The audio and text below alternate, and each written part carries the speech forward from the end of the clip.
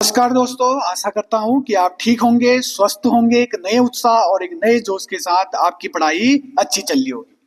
आज हम इस वीडियो में मुद्रास्फीति से संबंधित 20 प्रश्न को करने वाले हैं। वो 20 प्रश्न मुद्रास्फीति के प्रकार, मुद्रास्फीति के मापने के तरीके, मुद्रास्फीति को कौन नियंत्रण करता है, इन पर महत्वपूर्ण 20 प्रश्न को करने वाले हैं जो हमारे आगामी परीक्षाओं के लिए भी बहुत ज्यादा इंपोर्टेंट हो जाते हैं। तो अब शुरू करते हैं ये 20 प्रश्न। शुरू करते हैं आज के प्रश्नों को। इन प्रश्नों में जाने से पहले मुद्रास्फीति को एक बार समझ लेते हैं। मुद्रास्फीति वस्तुओं के निरंतर दामों में वृद्धि को ही क्या कहते हैं? मुद्रास्फीति कहते हैं। मान लेते हैं कि 2025 में 1 किलो प्याज का मूल्य 40 रुपए था 2025 में, और यही प्याज 2026 में 50 रुपए किलो हो गया। ठीक, तो जो ये प्याज के मूल्य में 10 रुपए की वृद्धि हो रही है, यही 10 रुपए की वृद्धि क्या कहलाती है? मुद्रास्फीति कहलाती है। तो ध्यान रखना है, यही 10 रुपए क्या है? मुद्रास्फीति। आज का पहला प्रश्न है उधारकर्ता और ऋणदाता से संबंधित। तो ये जो पहला कथन है कि मुद्रास्फीति में रुपया अपने वैल्यू खो देता है, इसलिए कर्ज चुकाना उधार लेने वाले के लिए आसान होता है। दूसरा स्टेटमेंट कह रहा है कि स्थिर आय वाले लोगों, जो कि फिक्स्ड इनकम ग्रुप वाले लोग होते हैं, उनको मुद्रास्फीति में फायदा होता है। एक बार इन प्रश्नों को खुद से करना है। वैसे मैं करने वाला हूँ, जो कथन है उनका स्टेट पोस्टमार्टम तो करने वाला हूँ। तो जो पहला कथन कह रहा है वो बिल्कुल सही है। क्यों सही है मैं समझाता हूँ। मान लेते हैं कि 2025 में इसी समय पर 2025 में 1 किलो टमाटर जो था वो 40 रुपए का प्राप्त हो रहा था, याद रखना है। और वही टमाटर 2026 में यही इसी समय पे 50 रुपए का हो गया। अब मैंने मान लेता हूं मैंने किसी से उधार लिया, कितने? 40 रुपए उधार लिया, याद रखना मैंने 40 रुपए का उधार लिया है। और यही 40 रुपए का मैंने 1 किलो टमाटर खरीद लिया पिछले साल। अब जैसे ही मैंने उधार चुकाया और इस समय जो टमाटर पिछले साल 40 रुपए का था, अब वो हो गया है 50 रुपए का। तो मैं इस साल 1 किलो टमाटर 50 रुपए का तो नहीं खरीद पाऊंगा, जिससे फायदा किसको होगा? उधार लेने वाले को। जो कि उधार देने वाला, उसको घाटा होगा, क्योंकि पिछले साल जब उसने पैसे उधार दिए थे तो वो 1 किलो टमाटर आ रहा था उस समय, जबकि आज के समय में वही 1 किलो टमाटर 50 रुपए का है। कहने का मतलब टमाटर हम 1 किलो नहीं खरीद पाएंगे। तो ये क्या हुआ? रुपयों की डिवैल्यूएशन हुआ। कहने का मतलब रुपया अपने वैल्यू खो देता है, जिससे उधार लेने वाला फायदा में होता है और उधार देने वाला घाटे में होता है। तो पहला कथन बिल्कुल सही। दूसरा कथन कह रहा है कि जो फिक्स्ड इनकम ग्रुप वाले लोग होते हैं, कहने का मतलब जिनकी सैलरी, जिनका जो पेंशन है वो हमेशा फिक्स्ड रहता है। मान लेता हूं कि पिछले साल या मेरा जो फिक्स्ड इनकम है वो 10,000 रुपए है, और 10,000 रुपए में मैंने सारा कुछ कर लेता हूं, मैं अपने घर परिवार चला लेता हूं। अब यही इस साल मान लेते हैं कि ये 10,000 रुपए ही मेरा फिक्स्ड इनकम है, और इसी 10,000 रुपए के मैं अब उन सामानों को नहीं खरीद पाता हूं जो मैं पिछले साल इन्हीं रुपयों से खरीद रहा था। तो जो फिक्स्ड इनकम ग्रुप वाले लोग होते हैं वो भी घाटे में रहते हैं। किसके दौरान? मुद्रास्फीति के दौरान। तो याद रखना है। तो दूसरा कथन गलत, इसलिए हमारा जो ऑप्शन है, ऑप्शन नंबर 1 बिल्कुल सही। अगला प्रश्न है लागत जनित, कॉस्ट पुश इन्फ्लेशन या मुद्रास्फीति से संबंधित। इसका पहला कथन कह रहा है कि जो अप्रत्यक्ष करों में वृद्धि से लागत जनित महंगाई आती है, जबकि दूसरा कथन कह रहा है तकनीक में सुधार होने से उत्पादन लागत बढ़ती है और महंगाई आती है। एक बार वीडियो को पॉज करके प्रश्नों को खुद से देखना है। वैसे मैं इन कथनों को पोस्टमार्टम तो कर ही रहा हूं। तो पहला कथन जो कह रहा है वो बिल्कुल सही है। अब ऐसा क्यों, मैं समझाने की कोशिश करता हूं। मान लिया जाए कोई वस्तु 100 रुपए की प्राप्त हो रही थी, और इस वस्तु में मान लेते हैं कि जीएसटी 10% था। जैसे ही ये वस्तु पे जीएसटी 10% है, तो ये वस्तु आप हो जाएगी कितनी? 110 रुपए मार्केट में आएगी। अब मान लेते हैं वस्तु यही है जिसका मूल्य, अब मान लेते हैं जो जीएसटी है वो 15% हो जाता है, याद रखना है 15%। अब वस्तु हो जाएगी कितना, 115 रुपए। तो यही जब भी कोई इनडायरेक्ट टैक्स में वृद्धि होगी तो वस्तुएं क्या हो जाएंगी, महंगाई। और जब वस्तुएं महंगाई कहाँ, सप्लाई साइड से, कहने का मतलब हो गया कंपनियों से ही महंगे आ जाएंगे। तो इस कॉस्ट को या इस मुद्रास्फीति को क्या कहते हैं, कॉस्ट पुश या लागत जनित मुद्रास्फीति। तो पहला कथन बिल्कुल सही। जबकि जो दूसरा कथन कह रहा है तकनीकी में सुधार से उत्पादन लागत बढ़ती है और महंगाई आती है, बिल्कुल गलत। मान लेते हैं कि अगर तकनीकी में सुधार आ गई, जहां पहले किसी वस्तु को बनाने में 10 दिन लग रहे थे, अब तकनीकी सुधार में वही वस्तु 5 दिन में बन रही है। तो इस तकनीकी में सुधार आने के कारण वस्तु सस्ती होगी, न कि महंगी। तो दूसरा कथन बिल्कुल गलत। तो हमारा उत्तर हो गया ऑप्शन नंबर 1, केवल 1। अगला प्रश्न है मुद्रास्फीति के नियंत्रण से संबंधित। तो इसका पहला कथन है, सरकार को महंगाई कम करने के लिए अधिशेष बजट यानी कि सरप्लस बजट बनाना चाहिए। इसका दूसरा कथन है, केंद्रीय बैंक को ओपन मार्केट ऑपरेशन ओएमओ के तहत सरकारी प्रतिभूतियों को, सिक्योरिटीज को खरीदनी चाहिए कह रहा है। एक बार वीडियो पॉज करना है, खुद से ट्राई करना है। तो इसका जो पहला कथन कह रहा है वो समझने की कोशिश करता हूं। जो सरकार की सरप्लस बजट होती है, याद रखना है सरप्लस बजट, अधिशेष बजट में सरकार की आय जो सरकार कमाती है वो अधिक होती है व्यय से, ध्यान रखना है व्यय से। इससे मार्केट में क्या होता है कि पैसा कम आती है, तरलता कम रहती है, बाजार में पैसा कम रहेगा तो मांग कम होगी, जिससे महंगाई नियंत्रण में होगी। तो याद रखना है कि सरकार की जो अधिशेष बजट प्रस्तुत करने पर भी मुद्रास्फीति को क्या किया जा सकता है, नियंत्रण में लाया जा सकता है। जो दूसरा कथन कह रहा है कि जो केंद्रीय बैंक होते हैं वो ओपन मार्केट ऑपरेशन के तहत प्रतिभूतियों को, सरकारी जो सिक्योरिटीज है उसको खरीदने पर इस मुद्रास्फीति को नियंत्रित किया जाता है, ये जो बिल्कुल गलत।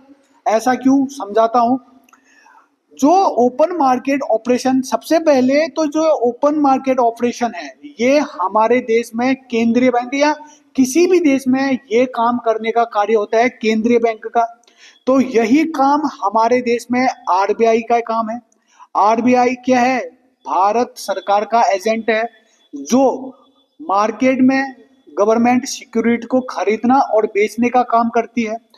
जब आरबीआई यही प्रतिभूतियों को खरीदेगी, याद रखना है खरीदेगी, तो मार्केट में तरलता बढ़ेगी, तरलता बढ़ेगी जिससे मार्केट में पैसा ज्यादा होगा, पैसा ज्यादा होगा तो मांग ज्यादा होगी, मांग ज्यादा होगी तो मुद्रास्फीति आना स्वाभाविक है। तो ये दूसरा कथन बिल्कुल गलत, इसलिए हमारा विकल्प ए, केवल 1 सही। प्रश्न है प्रश्न संख्या 4, हेडलाइन मुद्रास्फीति से संबंधित। इसका पहला कथन है, यह उपभोक्ता मूल्य सूचकांक सीपीआई में होने वाले कुल बदलाव को मापती है।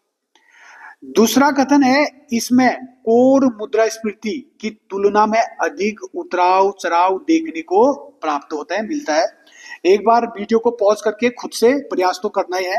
तो पहला कथन कह रहा है कि तो यह जो हेडलाइन मुद्रास्फीति है, सबसे पहले कि हमारे दैनिक प्रयोग के वस्तुओं से संबंधित 2 मुद्रास्फीतियां आती हैं। याद रखना है, हमारे दैनिक प्रयोग से संबंधित 2 मुद्रास्फीति होती हैं। पहला हेडलाइन मुद्रास्फीति और दूसरा कोर मुद्रास्फीति। याद रखना है हेडलाइन और कोर मुद्रास्फीति। जो हेडलाइन मुद्रास्फीति है, ये हेडलाइन मुद्रास्फीति में दैनिक प्रयोग से संबंधित जितने भी वस्तुएं हैं, चाहे खाद्यान्न हो, ध्यान रखना ये खाद्यान्न बड़ा इंपॉर्टेंट है, खाद्य हो और ईंधन हो, इन दोनों के अलावा सभी वस्तुओं को इसमें क्या किया जाता है, इंक्लूड किया जाता है। जबकि जो ये कोर मुद्रास्फीति में है, वे सभी वस्तुएं तो शामिल होती ही होते हैं जो हम दैनिक यूज में प्रयोग करते हैं, लेकिन खाद्य और ईंधन को हटाकर, खाद्य और ईंधन को हटाकर ये सूचकांक, ये कोर मुद्रास्फीति प्राप्त होती है हमें। खाद्य और किसको हटाकर, ईंधन को हटाकर जो मुद्रास्फीति प्राप्त होती है वो कोर मुद्रास्फीति कहलाती है। तो पहला कथन बिल्कुल सही है कि यह उपभोक्ता मूल्य सूचकांक में होने वाले कुल बदलाव को मापती है, क्योंकि जो उपभोक्ता मूल्य सूचकांक है ये किसको मेजर करती है, किसको मापती है, ये हमारे दैनिक कंज्यूमर से संबंधित वस्तुओं के मूल्य के से संबंधित एक सूचकांक है। जबकि जो दूसरा है, हमारा जो दूसरा स्टेटमेंट है वो कह रहा है कि जो हेडलाइन मुद्रास्फीति है वो कोर मुद्रास्फीति की तुलना में अधिक उतार चढ़ाव होता है। ये कथन भी बिल्कुल सही है, क्योंकि कोर मुद्रास्फीति में खाद्यान्न और ईंधन तो शामिल नहीं होते हैं, यही क्योंकि ये सबसे ज्यादा वॉलेटाइल होते हैं। वॉलेटाइल का मतलब होता है कि इनके मूल्यों में सबसे ज्यादा उतार चढ़ाव आता है। अगर यही इसमें शामिल नहीं है, कोर में शामिल नहीं है और हेडलाइन में है, तो हेडलाइन बहुत ज्यादा अधिक उतार चढ़ाव वाला होगा, जबकि कोर मुद्रास्फीति क्या होगी, एकदम स्टेबल होगी। तो ये दोनों कथन बिल्कुल सही। तो ऑप्शन संख्या सी या ऑप्शन सी हमारा दोनों कथन सही है। अगला प्रश्न है अपस्फीति या डिफ्लेशन से संबंधित। तो इसका पहला कथन है यह मुद्रास्फीति का ठीक उल्टा है, जहां सामान्य कीमतें गिरती हैं। इसका दूसरा स्टेटमेंट है अपस्फीति अर्थव्यवस्था के लिए मुद्रास्फीति से भी अधिक खतरनाक हो सकती है, कह रहा है। एक बार वीडियो पॉज करके खुद प्रश्न को तो करना ही है। तो पहला ऑप्शन है, जो पहला कथन है वो बिल्कुल सही है। जो मुद्रास्फीति है वो वस्तुओं की कीमतों में बढ़ने को हम क्या कहते हैं, मुद्रास्फीति कहते हैं। जबकि ठीक इसी का उल्टा वस्तु की कीमतों में गिरावट आना ये कहलाता है अपस्फीति। ये बिल्कुल सही पहला ऑप्शन। दूसरा जो स्टेटमेंट है वो कह रहा है अपस्फीति अर्थव्यवस्था के लिए मुद्रास्फीति से भी ज्यादा खतरनाक है। ऐसा मैं समझाता हूं। पहली बात तो कुछ कमी या कुछ डिफ्लेशन अर्थव्यवस्था के लिए सही है। ठीक, मान लिया जाए कोई मोबाइल पहले 10,000 का मिल रहा था, अब वही मोबाइल 9,500 रुपए का मिल रहा है, तो ये तो बिल्कुल ठीक है कि ये जो अपस्फीति है ये चलेगा। लेकिन अब यदि इसी मोबाइल की कीमतों में और गिरावट आ जाए, अब ये 9,000 का हो जाए और या यही अब 8,000 रुपए का हो जाए, तो इस आस में कि लोग खरीदारी नहीं करेंगे कि इस जो ये मोबाइल है इसकी कीमतों में और कमी आएगी, तो जिससे मार्केट में क्या नहीं होगा, मांग नहीं होगा। अगर मार्केट में मांग नहीं हो गया तो कंपनियां जो प्रोडक्ट्स जो प्रोडक्शन कर रहे हैं उनमें कमी आएगी, उनमें कमी आएगी तो नौकरियां जाएंगी तो बेरोजगारी बढ़ेगी। इससे हमारी अर्थव्यवस्था उस मजबूत स्थिति में नहीं रहेगी और हमारा जो देश है वो नकारात्मक प्रभाव में आ जाएगा। इसलिए ये कथन भी बिल्कुल सही। इसलिए हमारा ऑप्शन नंबर सी दोनों कथन बिल्कुल सही। प्रश्न है आरबीआई और मौद्रिक नीति से संबंधित। तो इसका पहला ऑप्शन है, पहला कथन है महंगाई बढ़ने पर आरबीआई बैंक रेट को कम कर देता है। इसका दूसरा जो कथन है वो है रेपो रेट, वह दर है जिस पर आरबीआई कम समय के लिए बैंकों को पैसा उधार में देती है। एक बार वीडियो को पॉज करके खुद से देखना है। तो जो पहला कथन है वो बिल्कुल गलत है। ऐसा क्यों, समझाता हूं। महंगाई बढ़ने पर एक चीज याद रखना, जो बैंक रेट है, ये बैंक रेट वह रेट है जिस पर आरबीआई वाणिज्य बैंकों को पैसा उधार में देती है। यदि बैंक रेट ज्यादा होंगे, याद रखना, बैंक रेट कम होंगे तो जो वाणिज्यिक बैंक हैं वो पैसा ज्यादा लेंगे उधार में। यदि ये पैसा ज्यादा लेंगे तो लोगों को लोग उधार ज्यादा लेंगे बैंकों से। यदि लोग बैंकों से उधार लेंगे तो मार्केट में क्या, पैसा, मनी सप्लाई, लिक्विडिटी बढ़ेगी। अगर लिक्विडिटी बढ़ेगी तो लोग जो सामान्य है वो महंगे हो जाएंगे, सामान्य महंगे हो जाएंगे तो मुद्रास्फीति आएगी। तो ये कह रहा है पहला वाला कि महंगाई बढ़ने पर आरबीआई बैंक रेट को कम कर देती है, जो कि बिल्कुल गलत है। महंगाई बढ़ने पर जो बैंक रेट है उसको ज्यादा करना है, न कि उसको कम करना है। अगला है रेपो रेट, वह दर है, ये रेपो रेट और बैंक रेट लगभग समान है। तो बैंक रेट और रेपो रेट आरबीआई कम समय के लिए बैंकों को क्या करती है, जो वाणिज्यिक बैंक है उनको पैसा देने का काम करती है इस रेट पर। तो दूसरा ऑप्शन बिल्कुल सही, तो ऑप्शन बी केवल 2 सही है। अगला प्रश्न है संरचनात्मक मुद्रास्फीति से संबंधित, स्ट्रक्चरल इन्फ्लेशन से। पहला है इसका कथन, यह अर्थव्यवस्था की सप्लाई चेन में कमियों जैसे स्टोरेज के कारण आती है। दूसरा कथन है यह केवल विकसित देशों में ही पाया जाता है। एक बार वीडियो पॉज करके खुद से देखना है। तो जो पहला कथन है वो बिल्कुल सही है। ऐसा क्यों? जो संरचनात्मक मुद्रास्फीति है वो सप्लाई चेन में कमी के कारण आती है। कैसे? मान लेते हैं कि कोई वस्तु जो कंपनी है वो कंपनी में उसका प्रोडक्शन हो चुका है और उसको कंज्यूमर तक, उपभोक्ताओं तक पहुंचाने के लिए जो परिवहन की समस्या है और उसको इकट्ठा करने के लिए स्टोरेज भंडारण की कमी है, जिससे कि वस्तु खराब या वो वस्तु उसी कंपनी में रह जाएगी जहां बनी थी और कंज्यूमर तक पहुंचेगी नहीं और उसकी मांग बढ़ेगी, और उसकी मांग बढ़ेगी तो क्या होगा? इन्फ्लेशन आएगा। इस तरह के इन्फ्लेशन को बोलते हैं संरचनात्मक इन्फ्लेशन या स्ट्रक्चरल इन्फ्लेशन। दूसरा कथन है यह केवल विकसित देशों में पाया जाता है। जो ये कथन है ये बिल्कुल गलत है। ऐसा क्यों? क्योंकि जो विकसित देश होते हैं उनके पास सप्लाई चेन की व्यवस्था बहुत अच्छी होती है। तो ये विकसित देशों में नहीं, ये विकासशील देशों में पाया जाता है। तो दूसरा जो कथन है वह गलत है, इसलिए ऑप्शन ए बिल्कुल सही, केवल एक सही। प्रश्न है मुद्रास्फीति की गति से संबंधित, स्पीड ऑफ इन्फ्लेशन से संबंधित। इसका पहला कथन है रेंगती हुई, क्रीपिंग जो मुद्रास्फीति है वो आर्थिक विकास के लिए अच्छी मानी जाती है। जिसका दूसरा ऑप्शन है जो सरपट है, जो ग्लोपिंग है, जो तेज मुद्रास्फीति है वो हमेशा एकल अंक या सिंगल डिजिट में होती है। एक बार वीडियो को पॉज करके खुद देखना है। तो पहला जो कथन है वो रेंगती हुई मुद्रास्फीति आर्थिक विकास के लिए अच्छी मानी जाती है, ये बिल्कुल सही है। ऐसा क्यों? क्योंकि जो इकोनॉमी में, अर्थव्यवस्था में थोड़ी बहुत मुद्रास्फीति रहनी चाहिए, मांग थोड़ी रहनी चाहिए। अगर किसी भी अर्थव्यवस्था में मांग होगी नहीं तो मांग नहीं होगी तो इन्वेस्टमेंट नहीं होगा, इन्वेस्टमेंट नहीं होगा तो अर्थव्यवस्था मजबूत नहीं होगी। इसलिए किसी भी अर्थव्यवस्था में थोड़ी बहुत क्या होनी चाहिए? मुद्रास्फीति होनी चाहिए, जिससे मांग बढ़ेगी और निवेश बढ़ेंगे, जिससे अर्थव्यवस्था को और मजदूरी मिलेगी तो मजबूती मिलेगी। तो बिल्कुल सही, पहला कथन बिल्कुल सही। जबकि दूसरा कह रहा है कि जो सरपट है, जो ग्लोपिंग है, जो तेज गति से चलने वाली जो मुद्रास्फीति है वो हमेशा केवल सिंगल डिजिट में रहती है। कह रहा है ये बिल्कुल गलत।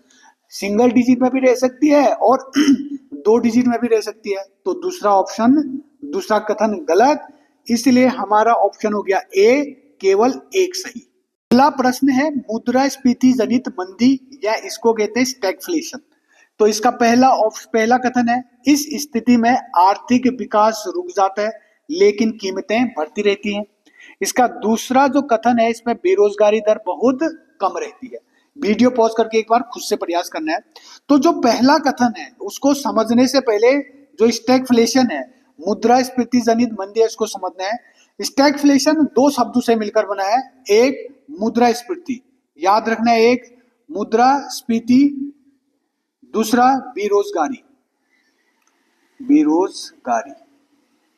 यदि किसी अर्थव्यवस्था में, याद रखना है, यदि किसी अर्थव्यवस्था में मुद्रास्फीति भी चल रही है और साथ साथ बेरोजगारी भी चल रही है तो इन दोनों को मिलाकर क्या कहते हैं? स्टैगफ्लेशन कहते हैं। साफ सी बात, मुद्रास्फीति भी चल रही है और बेरोजगारी भी बढ़ रही है। तो इस स्थिति को कहते हैं स्टैगफ्लेशन या मुद्रास्फीति जनित मंदी।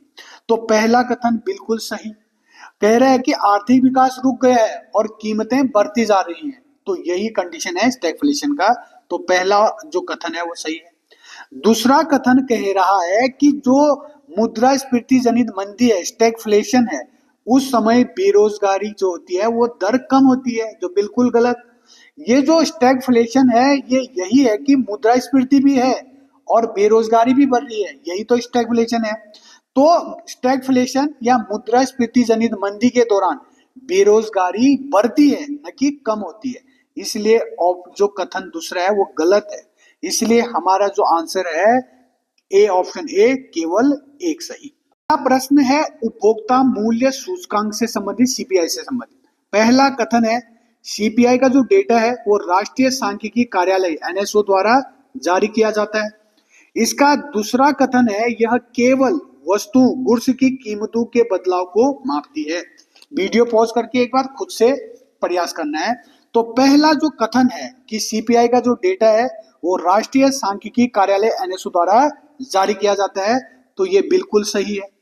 जो हमारा जो उपभोक्ता मूल्य सूचकांक है ये उपभोक्ता के वस्तुओं के उतार चढ़ाव से संबंधित एक इंडेक्स है और यह जारी करने का काम करता है राष्ट्रीय सांख्यिकी कार्यालय, याद रखना है।